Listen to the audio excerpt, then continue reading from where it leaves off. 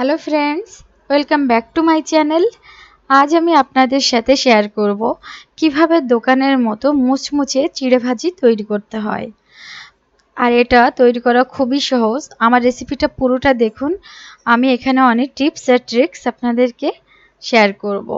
তো চলুন দেখে নেওয়া যাক। এখানে নিয়েছি একটা কড়াই, দেখতে পাচ্ছেন ডুবো তেল নিয়েছি। ডুবো তেলটা আমি যতক্ষণে গরম হচ্ছে ততক্ষণে কি কি ইনগ্রেডিয়েন্টস লাগছে সেই ইনগ্রেডিয়েন্টসগুলো শেয়ার করছি। এখানে নিয়েছি একদম পাতলা মানে যে চিড়েটা, সেটা বাজারে 2-3 পদের চিড়ে পাওয়া যায়। আমি এখানে দেখাচ্ছি, দেখুন আমার এক হাতের চিড়ে একদম মিডিয়াম সাইজের আর এক হাতে একদম পুরো পাতলা। তো এখানে ইউজ করব পাতলা চিড়েটা। নিয়েছি বেশ খানিকটা কারি পাতা, প্রথমে ধুয়ে সেগুলোকে মুছে নিয়েছি, মানে জলটা কিন্তু একদম পরিষ্কার করে তবেই নিয়েছি। আর নিয়েছি বেশ খানিকটা বাদাম।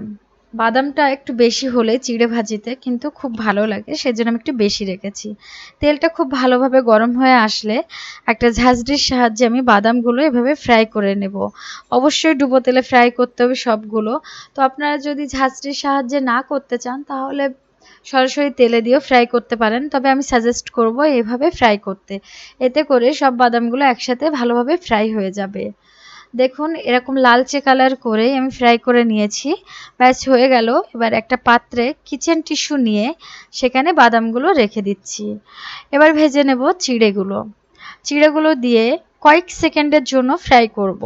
বেশিক্ষণ রাখবেন না, তাহলে কিন্তু হোয়াইট কালারটা চলে গিয়ে একটা লালচে কালার এসে যাবে। সো চিড়ের যে কালারটা হোয়াইট রাখার জন্য মাত্র কয়েক সেকেন্ডই এনাফ। দেখুন খুব বেশি হলে 5 থেকে 6 সেকেন্ডের মধ্যে কিন্তু ফ্রাই হয়ে যাচ্ছে। এবার চিড়েগুলো সব ফ্রাই হয়ে গেলে আমি এখানে ফ্রাই করে নেব কারি পাতাগুলো। সেম ভাবে কারি পাতাগুলো দিয়ে সাইড চেঞ্জ করে আমি ফ্রাই করে নিচ্ছি। আর বাকি যে কারি পাতাগুলো মনে হচ্ছে যে এখনো ফ্রাই হয়নি, সেজন্য আমি কড়াইতে এভাবে নামিয়ে দিচ্ছি। তারপরে ফ্রাই হয়ে গেলে আমি সবগুলো তুলে নিচ্ছি। এবার দেখুন যে বাদামগুলো আমি নামিয়ে নিয়েছিলাম কিচেন টিস্যুর উপরে, কিচেন টিস্যুটা দিয়ে আমি এভাবে বাদামগুলোর যে এক্সট্রা তেল সেটা মুছে নেব। এতে করে যেটা হবে, একটা এয়ারটাইট কন্টেনারে করে রেখে দিলে যে তেল কাটা গন্ধ এটা কিন্তু আর থাকবে না। সেজন্য যতটা সম্ভব ভালোভাবে মুছে নিতে হবে।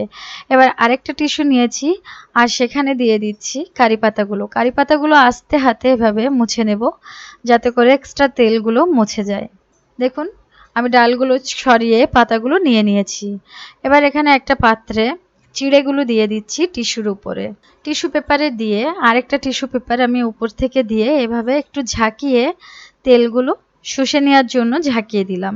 চিড়ের গায়ে খুব বেশি তেল নেই, সেজন্য এখানে দেখুন টিস্যু পেপারেও বেশি লাগেনি। এবার একটা পাত্রে মিক্স করার জন্য বাদাম আর কারি পাতাগুলো দিয়ে দিলাম।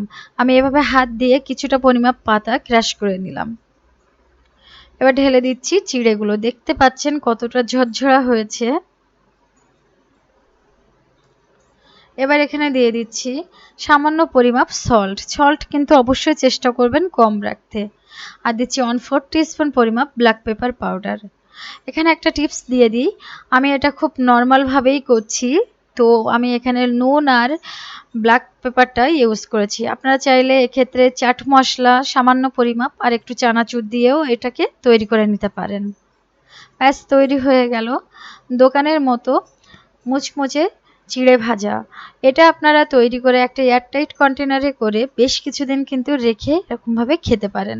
আপনারাও তৈরি করুন আর কেমন লেগেছে আমাকে কমেন্ট করে জানান। আর যদি আমার রেসিপিটা ভালো লাগে তাহলে অবশ্যই আমার চ্যানেলটিকে লাইক, শেয়ার এবং সাবস্ক্রাইব করবেন। Thank you.